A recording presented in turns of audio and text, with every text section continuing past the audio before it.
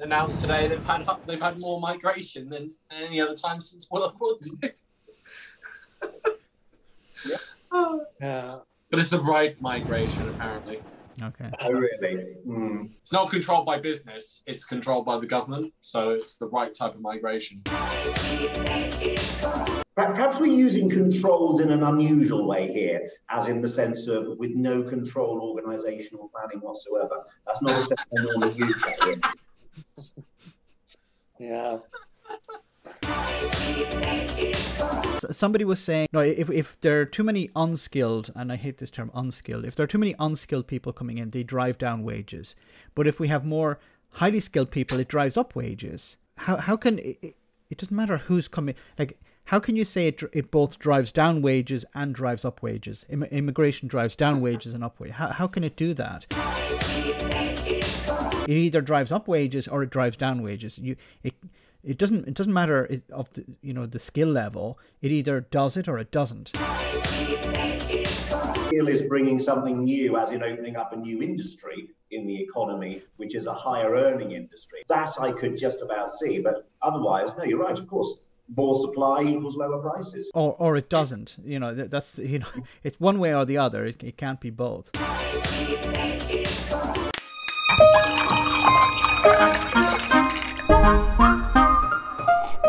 Welcome everybody to another Sunday Roast with an excellent plethora of guests this week. Let's just kick it off straight away. Richard, please introduce yourself.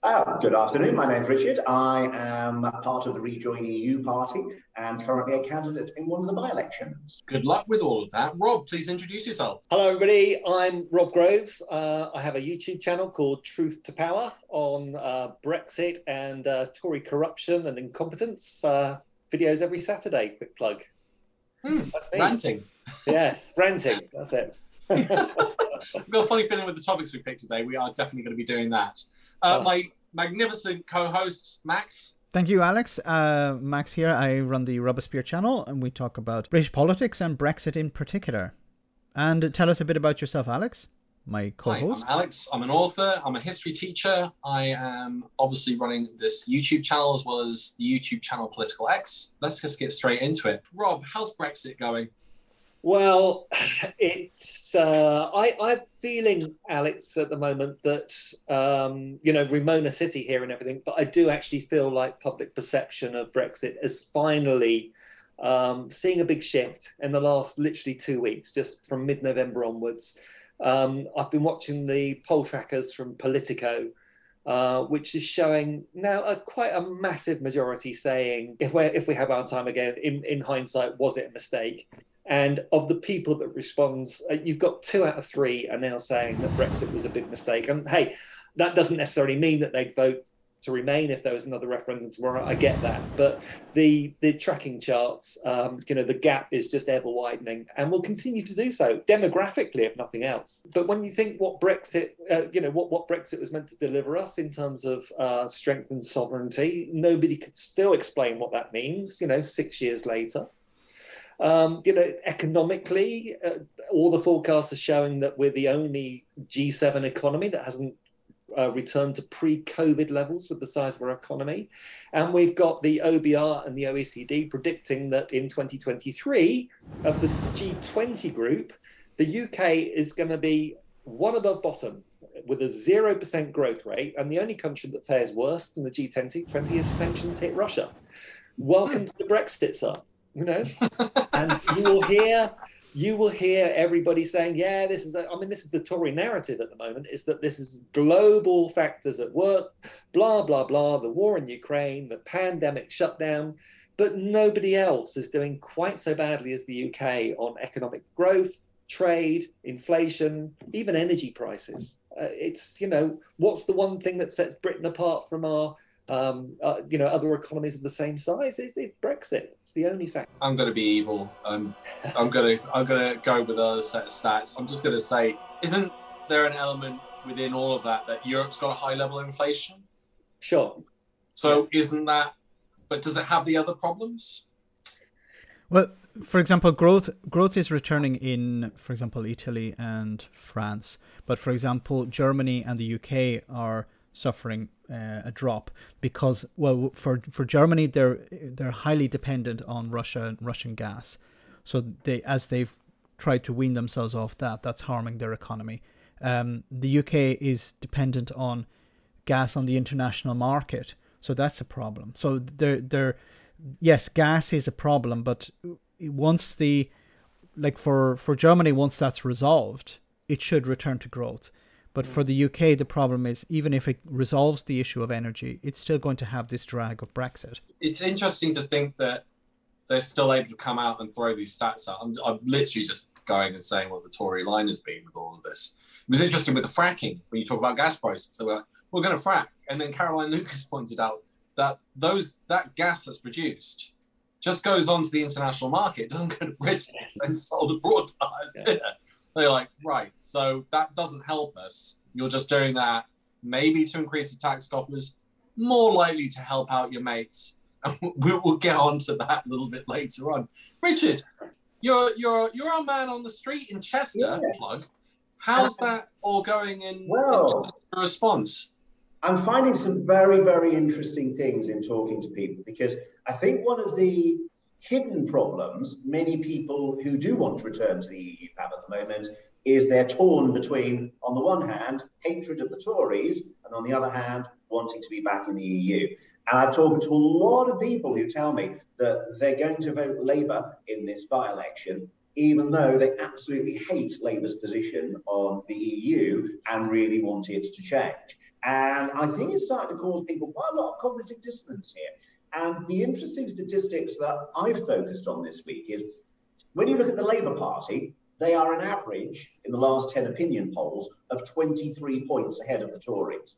Keir Starmer is now 7 points behind Rishi Sunak as best Prime Minister in the most recent poll. Now, that is a 30-point differential between the popularity of Labour and the unpopularity of their leader. Now, I can't recall a difference that big. Even under Corbyn, he was much lower, but of course the Labour Party was much lower at the time. And I think if Keir Starmer doesn't start changing his line on Brexit, he is going to start acting as a drag on that 23%. And of course, as 23% becomes 18%, becomes 13%, becomes 8%, we get back into the potential hung parliament territory again. So one of the interesting things about Brexit at the moment is most people do seem to believe now we want to return to the EU. And indeed, another sub-aspect of the poll, which I found fascinating, is even though Rob's right that we're getting towards 2/3 now being in favour of Brexit, when you ask people, sorry, favour of rejoining, not Brexit, when you ask people who voted Labour at the past election how many of them want to return, it went up to 94%. So Keir Starmer is appealing to 6% of the voters at the 29 election and alienating the other 94%. And that's just not sustainable, in my view. Rich, do you have an opinion as to why that may be? Do you understand where Keir Starmer's coming from? Because it confuses me to hell. I don't. I really do not understand this. I think that there is an issue that he's now been so Brexity that he would look completely stupid to turn around and reverse at this stage. But the question is, why did he paint himself into that corner in the first place when all the statistics indicated that it was problematic? It's like, if we go back to the referendum, obviously we had this 52-48 split, and a lot of people didn't bother voting because they thought the outcome was determined. And we have the Tories and Labour, and for a while, the Lib Dems and the Greens all focusing on the 52 and ignoring the 48, which seems to me, just by a basic political segmentation analysis, to be a very, very weird thing to do.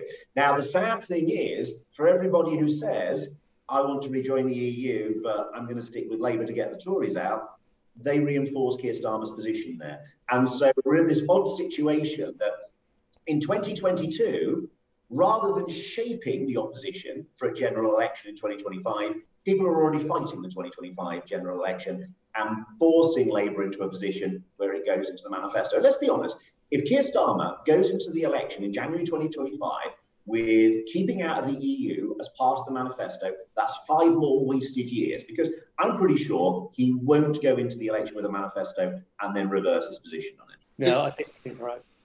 I think there's a couple of things to pull up on that. I think it's interesting that this is now as unpopular as the Vietnam War at the end of the Vietnam War, which is one hell of a stat. You know, the official war, if we said that was over a 13-year period, I mean, that's the same as prohibition as well. In case if anyone's unaware of it, is the banning of sale of alcohol throughout the United States. And it took 13 years to change that decision. However, and with the Vietnam War, it took 13 years to get to a point where it was that unpopular. We've managed to change it around probably in less than 2.5 to make it as unpopular as the Vietnam War, which is a crazy stat to throw out. So and it's exactly as you said. And the other key thing is, which I haven't heard anyone in the media talk about, and I find quite frustrating, we're meant to be richer or made richer from Brexit. We're meant to be richer than probably most of the G7, G20. Our stats are meant to be higher than theirs because of this, according to what they promised. So the worst case scenario, economically, is better than where we are today and gives us the chance to start thinking globally and, by the way, bringing prices down for consumers. We can see the sunlit meadows beyond. There will be broad sunlit uplands. There will be no downside to Brexit at all and considerable upside. The country as a whole will be better off, that the economy as a whole will grow after Brexit. We could throw in the fact that we're meant to be getting 18 billion a year thrown into the NHS, and it's 3. And the media only really started to push against it in the last, month? Yeah, and I just want to say something about what you're saying about Keir Starmer. Why is Keir Starmer becoming a Brexiteer or looking like a Brexiteer? He wants to make Brexit work.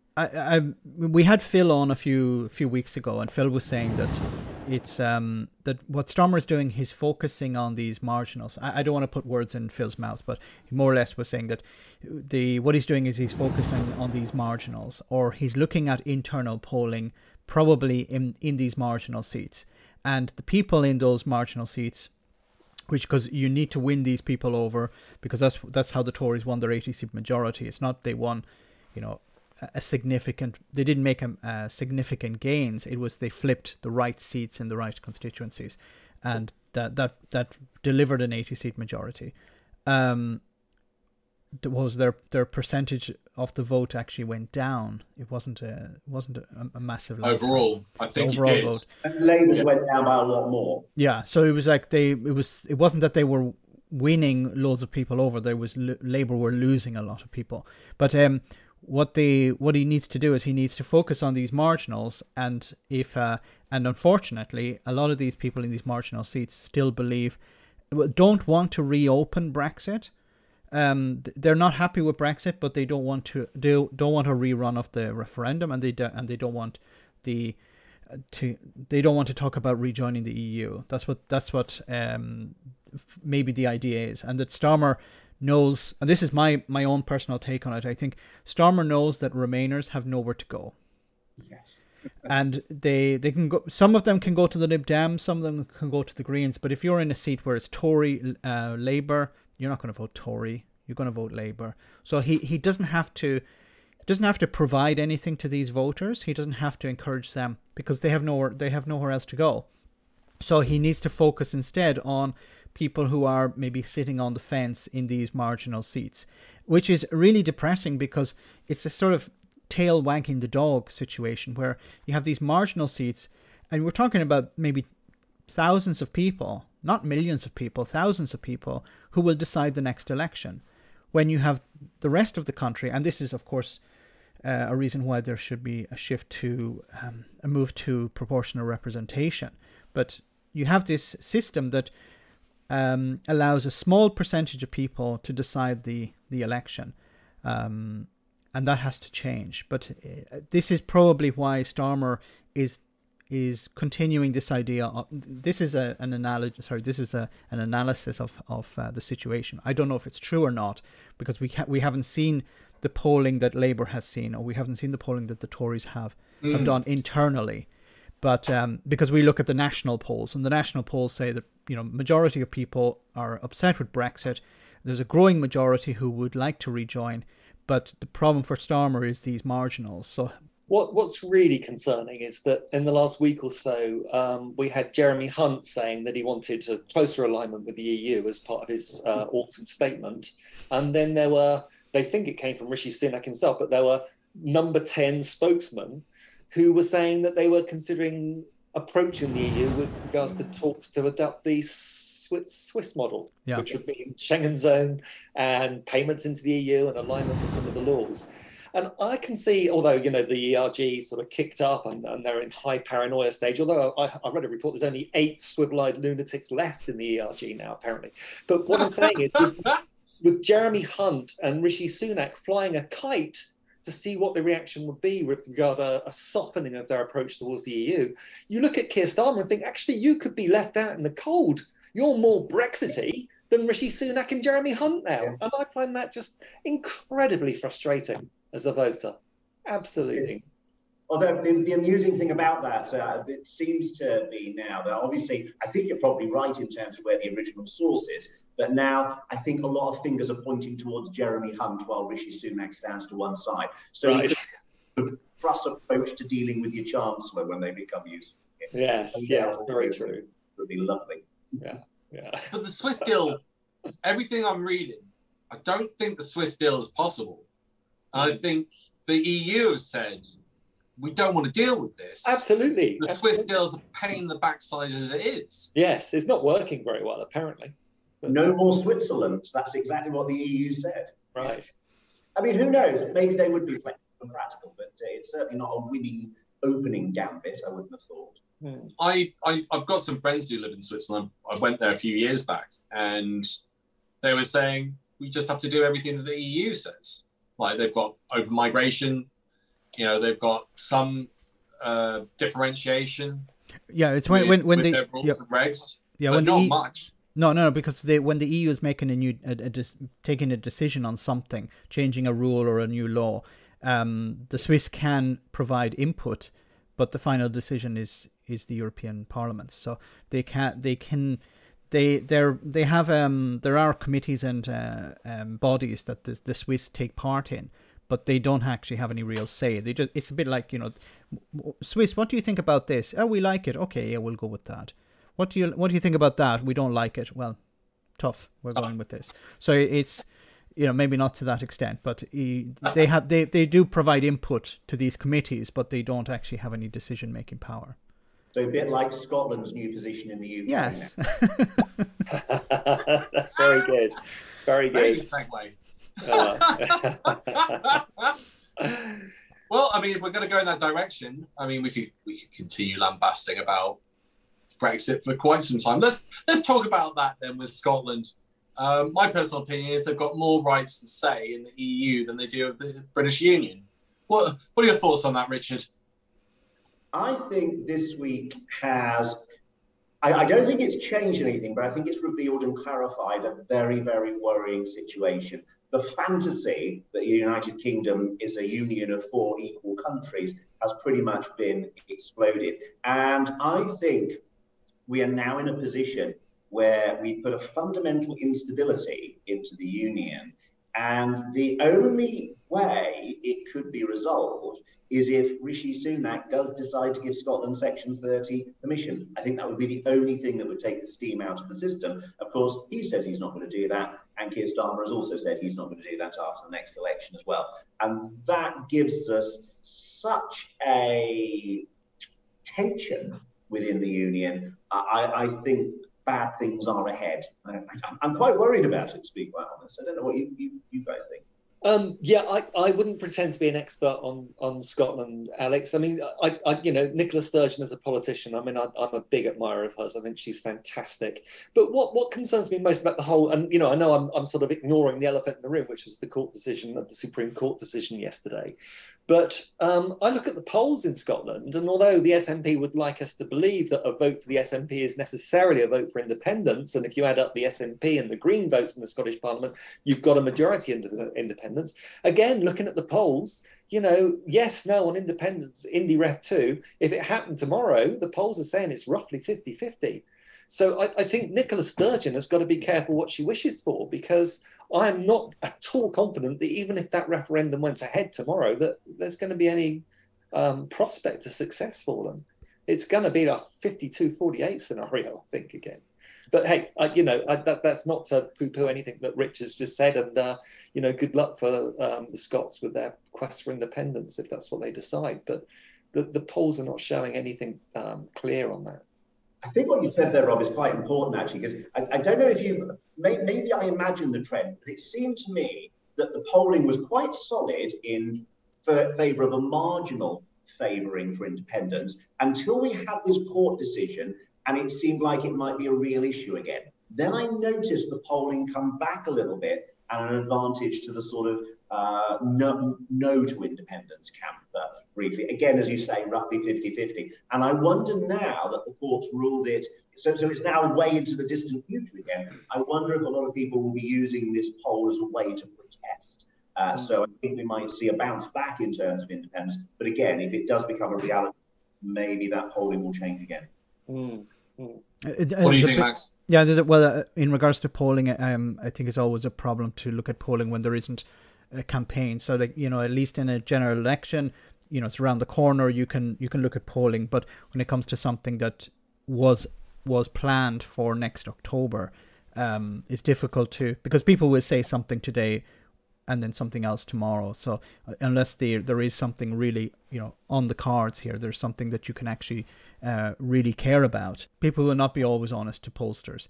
But that's off the table now. So the referendum is gone because it relies on the Westminster government. And I think the Tories, think that they've scored a victory here. But I think it's actually going to drive more people towards independence, because they feel that, well, they had a vote, 8 years ago. Stop talking about it. Focus on the issues that are important. This is not important. A majority of people voted for these pro-independence parties, the Greens and the SNP, and it's not that they've hidden that they support independence. Yes, a lot of people will vote for them because the candidate is good, the councillor is a good councillor. They make sure the roads are repaired or whatever. But if there's at the next election, they're going to say this is part of our manifesto. And I've heard from the Tories who've been saying, well, you can't really do that. But the Tories ran on Brexit. Boris Johnson won an 80-seat majority on Brexit. Like, who's to say what you can put in your manifesto?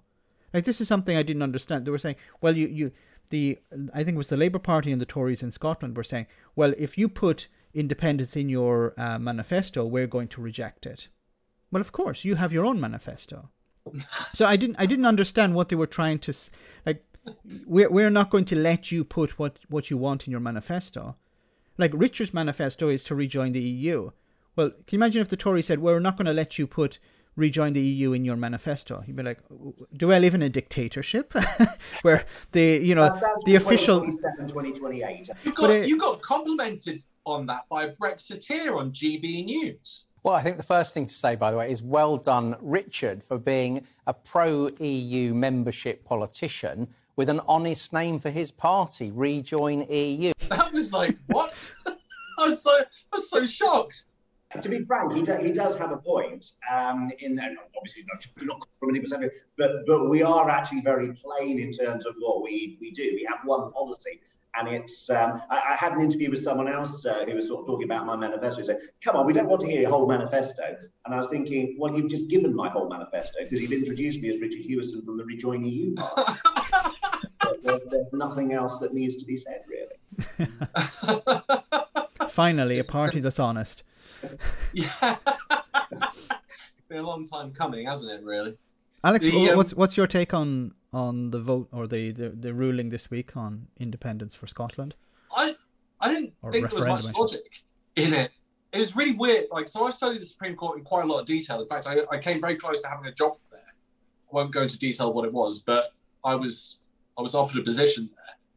And part of that meant I went off and did a huge amount of research onto what they did. And I was looking at how they came to conclusions, who had been in charge, how it had been established, and everything else. And I always felt that it was very balanced in how its approach was. And they worked really well with the EU. Both the EU and at the time, the head of the Supreme Court had said, and the most recent previous head of the Supreme Court said when they were working with the EU, there was no problems. But the media made out as if there was some sort of like huge issue with all of it. And I listened to what their arguments were, and they were saying that Scotland has the ability for self-determination, choosing its economy and its politics. I was like, but you've just rescinded that because their politics is saying they want to rejoin the EU. So I don't understand what their logic was. But their position, and they've clearly stated this before, it's not logic, it's not subjective, it's not what they want. It's their interpretation of the law. I've heard some really interesting arguments from the Scottish side. Well, the vote was corrupt when we voted to have the union in the 1700s. And we've got evidence for that. So you go, right, well, in which case, then that's invalid, a bit like Brexit. That was corrupt. Like, that's not even controversial to say. We know they cheated. You could ever prove it, is it actually swung an election, swung a referendum. But what you're presumably saying is for the future, you want to make sure that everything is open, fair and honest. Well, I mean, this gets to really the elephant in the room, particularly for Britain, which is that, you know, Facebook facilitated illegal campaigning on the part of Vote Leave, which allowed them to cheat. Well, that's an allegation as well. Referendum. Well, no, it's not an allegation because actually, if you look at the Electoral Commission and the ICO reports, you know, the Vote Leave has been, you know, found to have committed unlawful acts, you know, that where that money went onto Facebook ads, right? You know, Facebook facilitated cheating in the referendum. Well, let's just say that's an allegation you're also making. I want to make the broader point. Well, these aren't allegations. Every time I come on to BBC, I always get stopped by saying these are allegations. We need to wait for a report. When the report comes out, the Electoral Commission found that Vote Leave broke the law. That's a fact. Yes. Vote Leave broke the law. That's a fact. That's not an allegation. Okay. Facebook facilitated that because they allowed these ads to go onto their platform. So, you know, what does that say about the vote itself? Which is something that very rarely gets brought up. But literally, they cheated to win. So that invalidates the vote. I didn't understand the logic when they're saying they've got the right and they've got economic rights and they've got political rights, but we're telling them what to do. How does that make any sense whatsoever of the Supreme Court saying that? And it was interesting looking at the body language. As he was reading out the verdict, it didn't look like he was particularly happy in reading out the verdict, which is really fascinating to see. Because it then goes back to that thing of they might not personally agree, but that's interpretation of law. And there's also an element of, did the Supreme Court just not want to deal with this and just threw it straight back at Parliament, being like, it's possible, yeah. They don't. They say, look, to get out of it, they would just say it's a political issue. It's not a legal issue.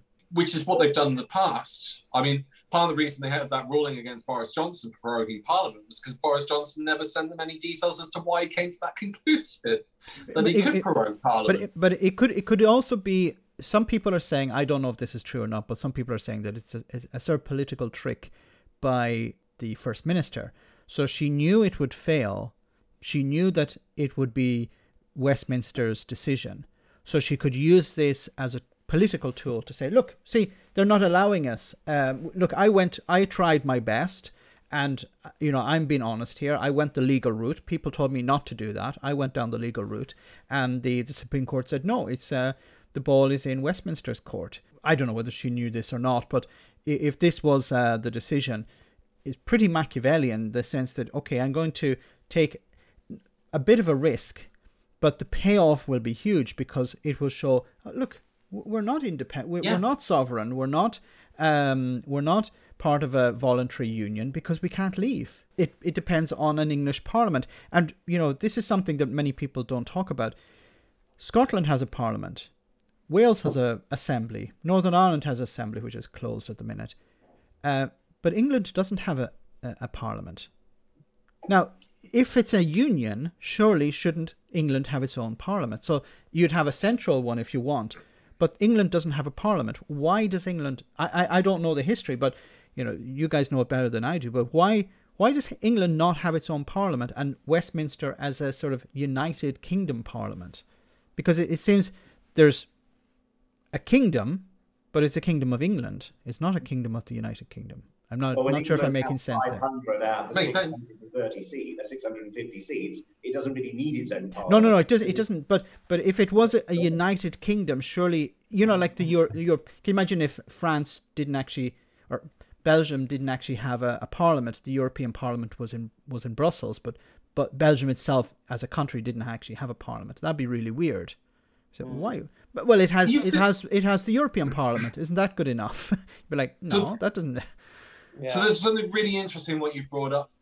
During the campaign for Scottish independence, the Lib Dems, the Conservatives and the Labour Party all signed a manifesto promise that if Scotland stayed, they would increase federalism. It's like home rule within the United Kingdom.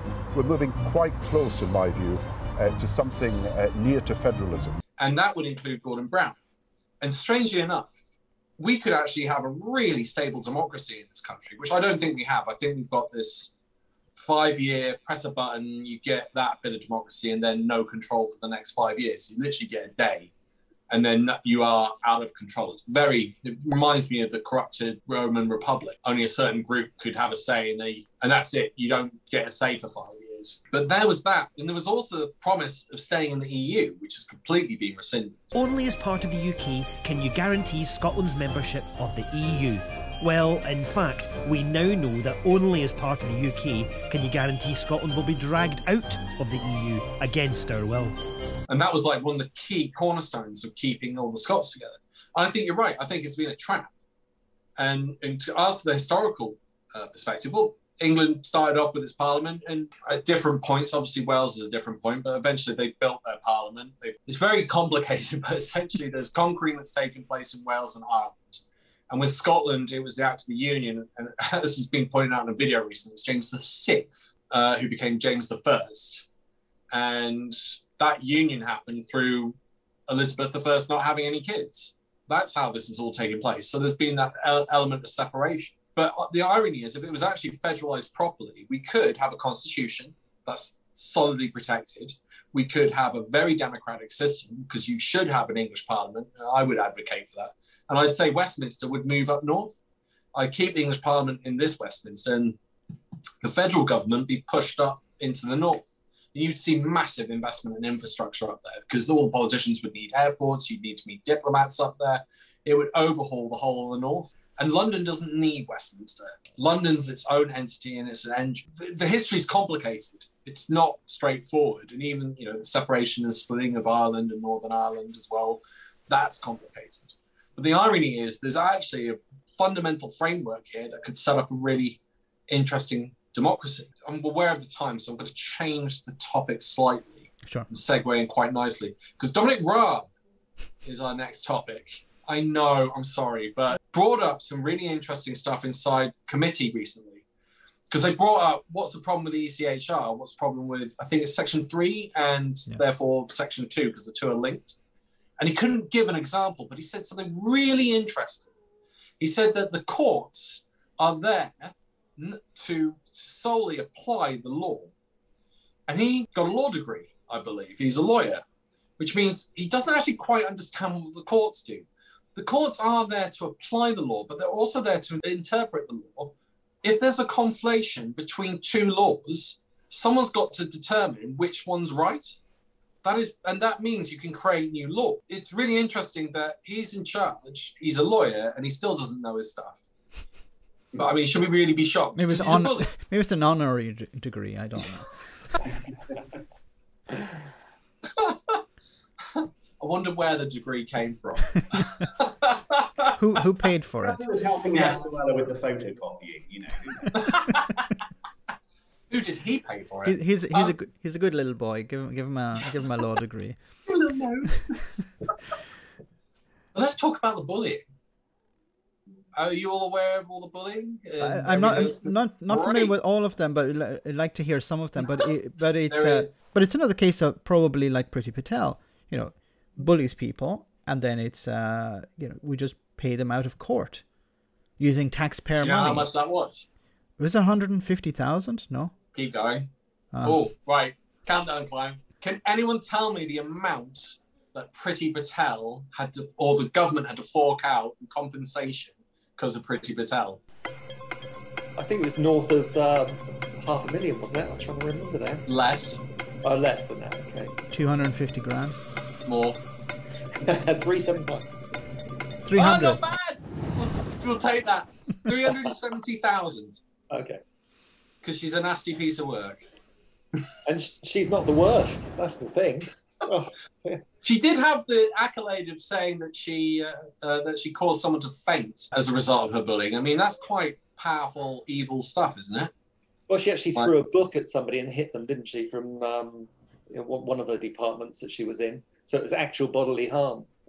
So that's the allegation, because that's been sealed because they settled out of court. Mm. Is that what you heard as an allegation, that she threw a book? Yeah, I think it's out there in the public domain. She threw a book at a senior civil servant and it hit him. Yeah. Okay. Do you know what Dominic Raab threw? What did Dominic Raab throw, reportedly throw, at some of the civil servants? A turnip? Close. That's his nickname, isn't it? Carrot. What? A potato. Close, but no. It's a fruit. An apple. It does hang, but it's not an apple. Is this your Christmas challenge that we're starting? A banana. It is a fruit. No. Pineapple. Different colour. Tomatoes. Okay. Oh, of course, tomatoes. Yes, tomatoes. He threw tomatoes at civil servants. Yeah. Shouldn't it be the other way around? Him in the stocks and people throw tomatoes at him. Oh, that would be so nice. So many of them. That's not as bad as Gavin Williamson having the whip, the literal whip in his office. On his desk. Yeah. Do you know what insect he had in his desk? What's in his desk? Oh, yeah. Yes. Richard, yeah. He has a tarantula. Do you know the name of the tarantula? Because that's really I was interesting. thinking, the tarantula's got a famous name, hasn't it? But it's slipping my mind. Greek. The father of Zeus. Thor. No, Also, sorry. Similar to time in terms of what I think it is the Greek. Kronos. Yes. The strange thing is, this really is the Christmas quiz, isn't it? This is a man who, when he was chief whip himself, was known as the baby-faced assassin. He had an actual whip on his desk, as well as a pet tarantula. I wasn't even aware that Pornhub had this category, to be honest. You just sat there like Ricky Gervais said that you shouldn't stroke spiders because they go bald. So, in one of his stand-up shows. Yeah, we're going really off topic now. There was rumour as well that some of the civil servants were planning to go in there, throw the tarantula on the floor and crush it. A group of whips so disliked him that they had a discussion about whether they could come in early one morning, release the pet tarantula and stamp it to death. Oh, the tarantula didn't do anything wrong. But, I mean, Kronos as well is quite an interesting thing, because literally the guy ate his children.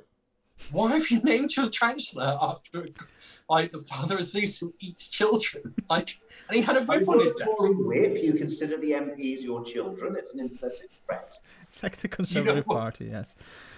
Do you know what he said to one of his civil servants? This is amazing stuff. He told them to slit their throat and throw themselves out the window. Yes, but Alex, you have to do it with his accent, with his voice. This week, Anti-Bullying Week, is a chance to thank schools and teachers for everything they do to make the classroom a safe place for every child to thrive. Bullying is never acceptable. It's less intimidating when you do it in Gavin Williamson's voice. It is, because I can imagine, certainly, if you said... All right, can you do it? Go and throw yourself out the window. You know, it's not that threatening and menacing, is it? Whereas slit your throat is a different sort of category, I think. Yeah.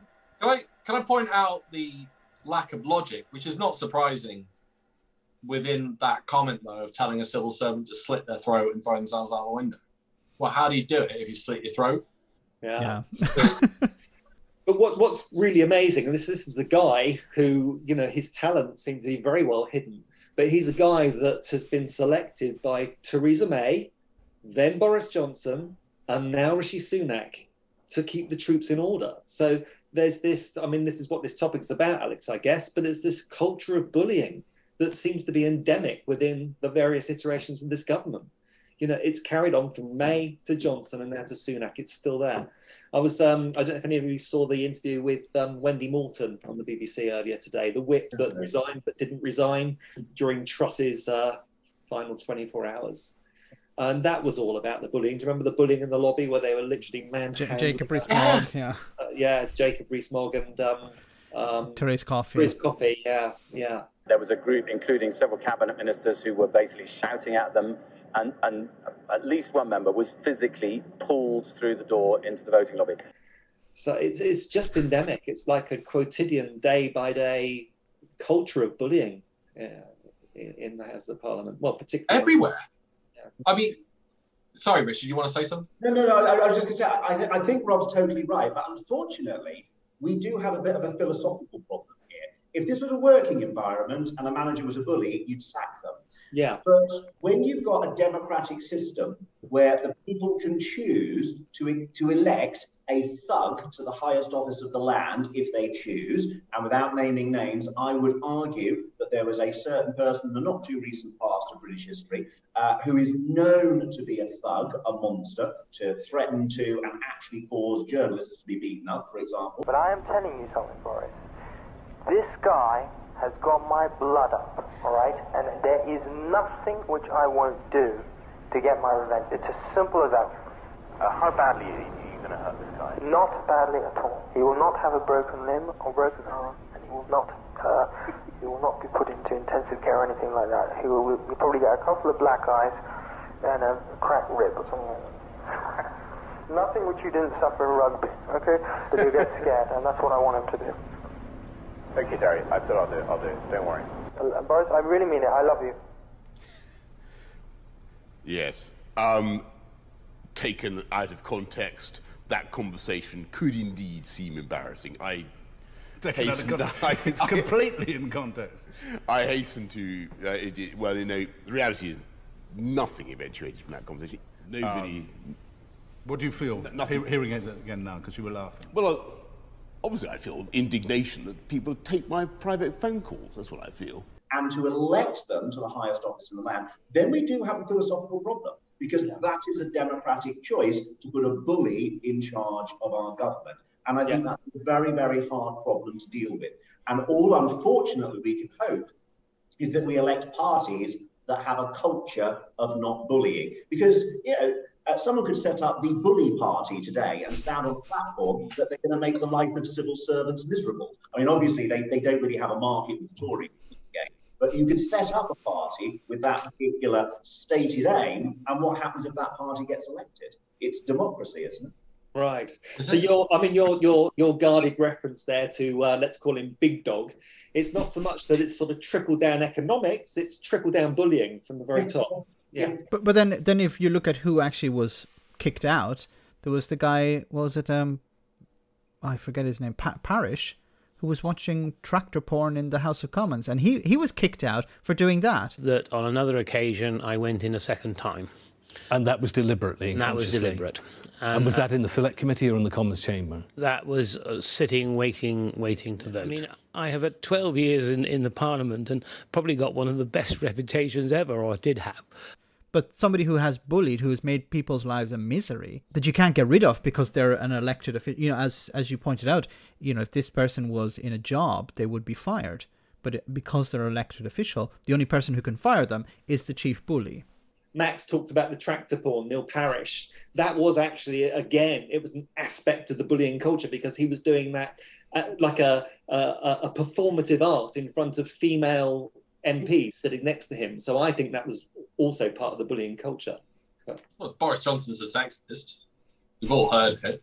And he's a racist. We've all read it and heard it. And then on top of that, I mean, you've got the bullying culture. You know that there are people within that place taking coke because the police found it. You do realise this makes Caligula look soft. I think there's one thing we should mention, though. We talked a bit about Parish earlier on. Let's remember, he wasn't actually forced to step down. His own shame made him resign. And nothing could have forced him out of Parliament if he'd chosen to stick there. It was simply that he was overwhelmed, I think, with shame at what he'd done and the public profile there. He's probably kicking himself now because what's been exposed to Tories since, he could have hung on for another 2 years and no one could have shifted him. And unfortunately, this gives us an even bigger problem because when you expose them, if they've got any shame, they will resign. If they don't have any shame, they will stay there. So we naturally filter out the people that have any conscience and leave the real hardcore bullies in place, which is even worse. Wow. What's your policy on bullying, Richard? Well, we've structured ourselves as a network of independents. So technically, we only have 2 members in the Rejoin EU party, myself and our chairman, Andrew. And the Constitution says that Andrew has the casting vote. So I'm the only person that can be bullied, and I'll just resign if I get bullied. So It's a fantastic system. Well, I hope it doesn't come to that. Talking about sexism, Qatar, how's that all going? Eventually, there was a guy dressed up as a crusader who sounded like Lee Anderson, who was eventually banned from entering. But I think he'd been in and out a few times. Well, somebody who was wearing a rainbow hat was banned from entry. But a guy dressed as a crusader, he had chainmail. I don't know if you have a look online. I've seen it. Yeah, it's insane. When it comes to the rainbow hat, obviously we know the symbol. But what if somebody just likes rainbows? What if you're not gay but you like rainbows? Like you're not allowed in. The argument the Qataris were saying was because it obscures someone's face, but the images I seen of there were 1 or 2 ladies and they had you could clearly see their face. But surely the security had the hat on, didn't they? So we're telling you to take the hat, and then apparently it was a Scottish professional football player or retired professional football player who was sort of being like explain the rule, and they couldn't give the reason for the rule. They couldn't say where it stated that you weren't allowed to wear a hat. Bear in mind, it's 40 degrees. Like, it's not like there isn't good reason to get some sort of shading on your face. And they're going, no, can't have that. Richard, what are your thoughts on Qatar? Do we let loose the Kraken if we're going on the Greeks? My views are perhaps a little extreme on Qatar. I mean, I will confess I'm not a football fan myself anyway, and maybe if I was, I'd have a different perspective. I hope not. But, I don't begrudge people their right to watch football. But to me, we're watching an entertainment spectacle where we are sitting, enjoying, looking at pitches where slaves have died. And I'm not exaggerating. Slave labour has died to entertain us in the West. And we're sitting there just clapping and applauding and watching on our TV. It's one of the most beautiful things I've ever seen, quite frankly. And I'm surprised that our society is tolerating it. Quite frankly, disappointed and surprised. Can I just say something there about that as well that Richard has brought up? If we had said slaves built a stadium to watch and the public came to watch a spectacle, you'd think you were talking about ancient Rome. Yeah, I think it's over 3,600 people or 3,800 people died in the construction of these stadiums. 6,500. I think. I don't know if this is true, and somebody can correct me if I'm wrong, but there was a statistic. It was compared. I remember when Qatar won the competition to host the games. I remember a few years later when they were counting up how many people who had died at the beginning of the construction. We're talking about 1,000 people at that stage. That was about 10 years ago. I remember somebody had made a comparison with the 2012 Olympics in London, just to compare, the level of safety and everything. And one person had died, but that person had not died, in the construction. They had actually died while they were crossing the street. They had finished work and they were crossing the street and they got, I don't know, hit by a bus or a car or something. And so there was one death related because they had been working on the Olympic Stadium. Now, I don't know if that's true or not, but I think we're talking about... I saw that statistic earlier on about one having died at the Olympics. I didn't know the cause, but it was accidental, but it just showed you that if you have high safety standards and you respect your workers, of course the Brexiteers want to go down the road of Qatar. They prefer then to go, because of course Britain was a member of the European Union at that stage. No, it's tragic. It's sad that there are not more people speaking out about that. So I guess there's an element of Mussolini had the World Cup. Would you have gone to that? Ask anyone and go, no. And Hitler hosted Well, probably in Italy at the time, you'd have to go. Are you going? Yes, sir. Of course I'm going. I love the World Cup. You will like it. And if you were going by train, of course, at least you'd get there on time as well. Mick Lynch. So there'd be some really interesting investigative documentaries in all of this. Qatar, if my assumptions are correct, are somewhat fascistic. When they went and recruited, they definitely picked key locations, and according to some sources, they went to small villages. They didn't go into the towns or anything else to recruit. They were then charged £1,000 for the privilege to come to Qatar. They were then put in a zone in Doha, which is called an industrial zone, and forced to stay within that. And you're looking at the deaths and you're looking at the locations. And the impression I get is that the reason they pick these groups is because they see them as inferior. Maybe there's a religious aspect to it as well, to go and then select people from small villages and then charge them the privilege of treating them like slaves for £1,000. So it was a money-making operation as well, which is insane. Yeah, no, there's another thing. So that they would, the companies would confiscate their passports so they couldn't leave. So if you wanted to leave, you had to ask for your passport back from your employer. But also they had no protections under Qatari law. So it's different from, like, for example, if you or I were to transfer to Qatar. Oh, it makes me wonder what on earth FIFA were doing during this period as well. Because they're in charge of this. It isn't just Qatar on its own. Why are FIFA not having people on the ground making sure standards are kept up? Like, they've got a responsibility for that, sure. And as you said, Richard, there are people sat there going, well, for all we know, and it's probably like there are bodies buried underneath the stadium. I'm pretty sure there are, yes. And literally, you put down jumpers for goalposts, and it very much feels like you put down coffins for goalposts or tombstones. And they like it. They don't care. If they cared, this wouldn't have happened. They don't care. That's why I go, they're showing elements of a fascist society. But it was because essentially they're saying, you're inferior to us, therefore we can treat you like crap. No, I think it was Channel 4. They did an interview with one of the owners of these corporations in Qatar. And before that, they had visited one of these camps where the men were working. And it's like 6 men to a room. They have to share a bathroom for, like, there's 20 people have to share the same bathroom, and they have to work in 40-degree heat. And some of the conditions are not, bathrooms broken or whatever. And this was raised with the owner of this company, and he just said, "No, we're ending the interview."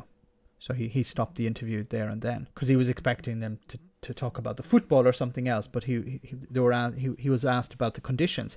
And first of all, I think they started the introduction with, tell us about the conditions for the tourists. It's wonderful.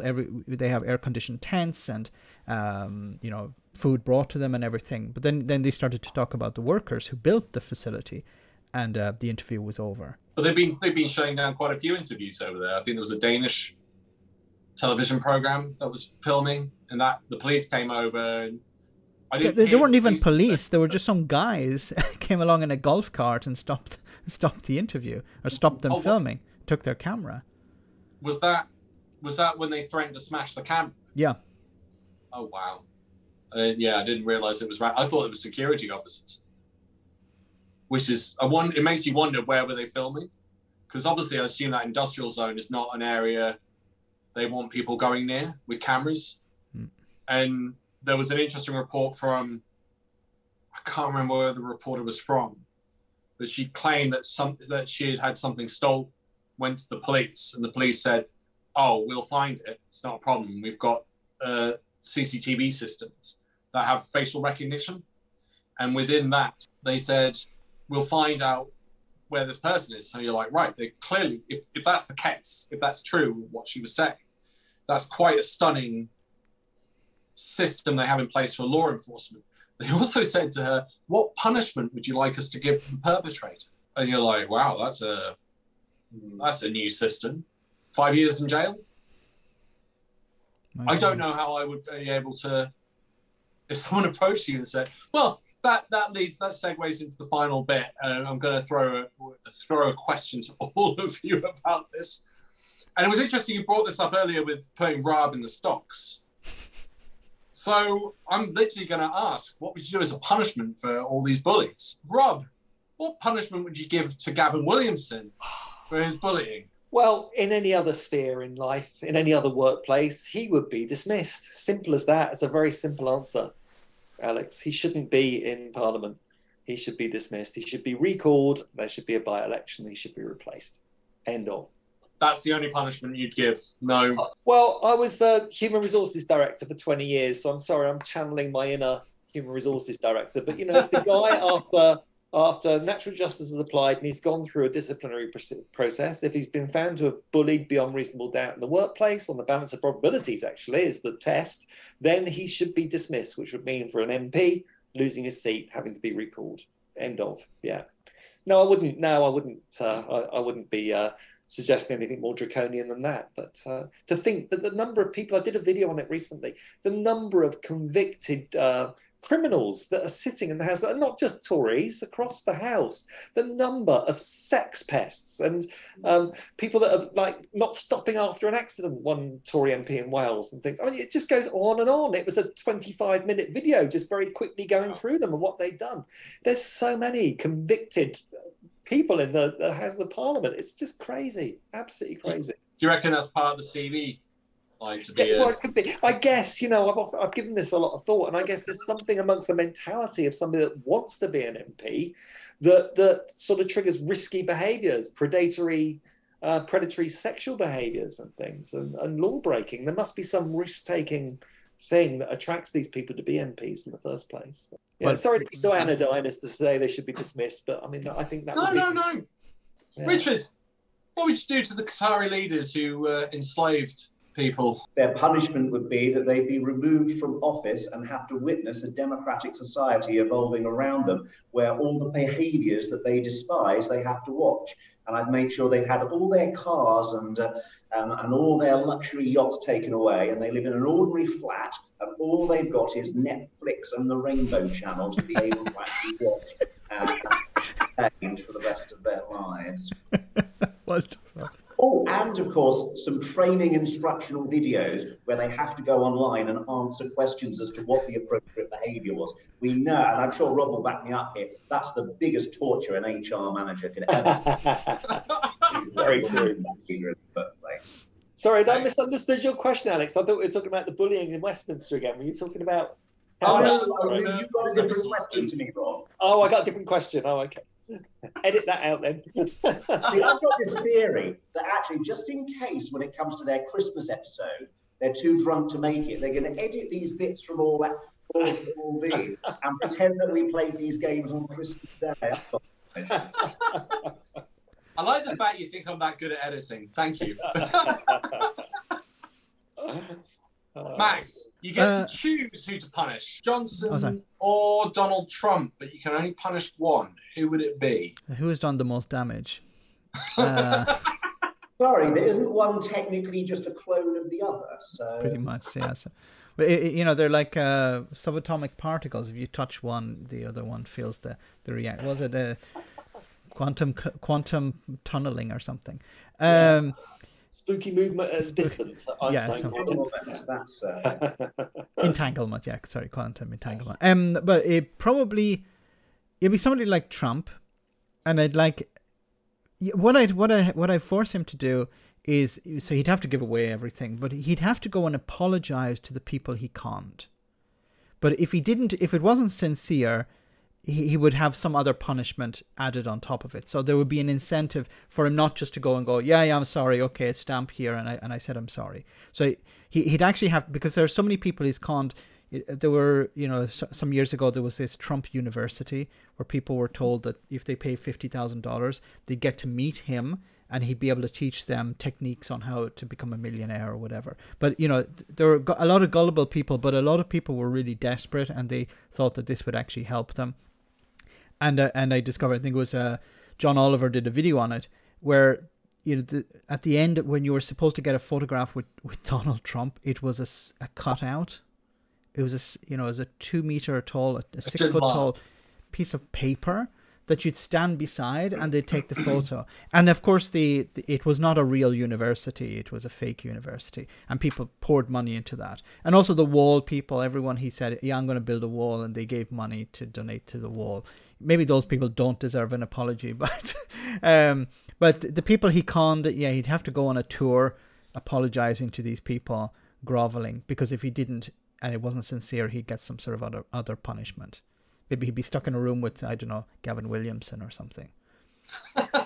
You could scale it by the level of insincerity, couldn't you? So at the most insincere, you could make him watch a half-an-hour Hillary Clinton campaign pitch, and then you have Nancy Pelosi at the next level down, going all the way down to just some random Democrat in the House.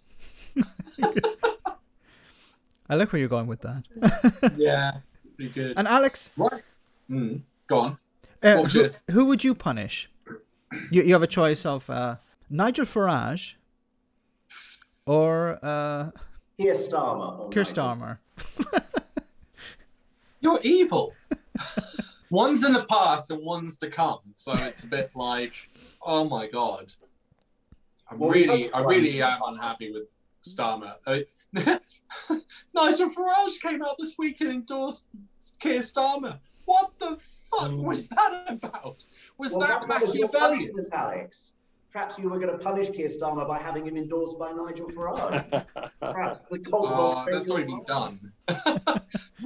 Do you think that was a Machiavellian move by Farage, or do you think he actually did endorse? Because the migration stance by Keir Starmer now seems to be more severe than the Tories, who've let in, what, 500,000? I think it is. Is it I think it's him just trying to take pot shots at the Tories. So I don't think he really believes what Starmer's going to do. He's not really an endorsement of Starmer, but it's a swipe at the Tories, because I think going forward, if he's going to support some party like Reform or UKIP or whatever, they're going to go up against the Tories, and he wants to paint the Tories in a very bad light. So you're going to say the Labour Party are more on board with us than the Conservatives, because the natural enemy of UKIP is not Labour, it's the Conservatives. So he's been trying to run down the Conservatives over the last number of months. I don't even think anyone really pays attention to him. I think this is really difficult, because if Nigel runs as well, he's only ultimately going to take votes away from the Tory party at the moment if he goes back into the Reform Party. Which is looking quite likely at the moment. I think he'll have another go at it. Because there's only a punishment as well. And I guess there's also an element of what the punishment would be. He's been a very naughty boy. Probably Keir Starmer, just to knock some sense into him, to be honest. But obviously in a empathetic way. I guess I know what I do as a punishment. It'd be very similar to what you see in Red Dwarf. Whatever you've caused on someone else is then thrown back at you. It's an amazing, interesting prison system. So if you try and set someone alight, you're then set alight, which is this warped punishment system, but it also stops you from causing more infractions. So I think it would be Keir Starmer, and it would be to give him some empathy for all of those that have suffered as a result of Brexit, and he'd have to feel that level of empathy. Mine's very science fiction, which would be quite a thing. And to be honest, I really would like Nigel to feel that as well. It might also knock some sense into him. I thought Keir Starmer would have some level of empathy. Hearing what he's saying, I'm just like, and it also, as you said, with the stats, it's less popular than the Vietnam War. Like, how do you literally an entire culture was developed as an anti-war movement against the Vietnam War, and we're at the same stage, which is crazy. I hope that answered the question. We got there in a roundabout way. But we're done. We're out. I know. How quickly did that go? Bye, everyone. Bye-bye. Bye. Bye. All hail the lamp. All hail the lava. Hail the lamp.